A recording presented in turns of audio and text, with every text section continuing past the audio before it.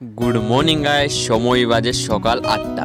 এখন আমি কোথায় যাচ্ছি? আমি যাচ্ছি আমাদের রুমে, স্টাফ রুম, আমার রুমে গেছি, কেননা সেখানে রান্না হচ্ছে। কারণ তোমরা জানো তো বসে গ্যাস বন্ধ হয়ে গেছে, তাই কারণে আমাদের রুমে রান্না হচ্ছে। তাই আমি রুমের সামনাসামনি পৌঁছে গেছি। এখানে আমাদের রান্না হবে আজকে স্টাফ চিকেন। আজকে তোমাদের সঙ্গে এটা শেয়ার করব, মানে আমাদের এখানে চিকেন কীভাবে রান্না হয়, আমাদের বাড়ির রান্না না এখানকার রান্না, মানে কীভাবে রান্নাটা হয় আর কি, সেটা তোমাদের সঙ্গে শেয়ার করবো। এখানে আমি চিকেনটা ধুয়ে নিচ্ছি, মানে ভালো করে চিকেনটাকে ধুয়ে নেবো।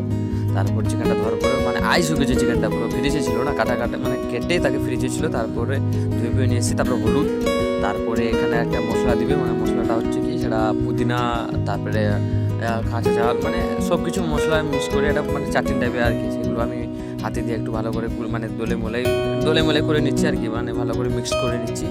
মিক্স করার পর তারপরে এখানে ভালো করে করে নেবো। আইসটা ঠান্ডা আছে, মানে অনেক রকম মশলা, পুদিনা, ধনেপাতা, তারপরে কাঁচা লঙ্কা, মানে সব কিছু মশলা দেওয়ার পর আমি পুরো মিক্স করে নিয়েছি। আমাদের পুরো হয়ে গেছে। এখন এখানে হাঁড়িতে পেঁয়াজ বসানো হয়ে গেছে। পেঁয়াজ কাঁচা লঙ্কা এগুলো বসে দিয়েছে, তারপরে ভালোভাবে ভাজা হচ্ছে।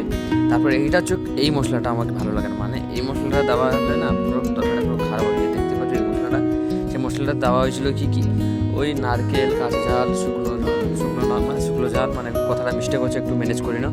দেখতে পাচ্ছি তরকারিটা কীভাবে কালার হয়েছে, মানে এই চিকেনটা আমাকে বেশি করে খেতে ভালো লাগে না। চিকেনটা এত খারাপ মানে এখানে যারা এখানে থাকে, মানে তাদেরকে ভালো লাগে, আমাকে ভালো লাগে না চিকেনটা, আমাকে মানে ভালো লাগে না। আমি আলাদা করে রান্না করবো, তোমরা অবশ্যই দেখবে।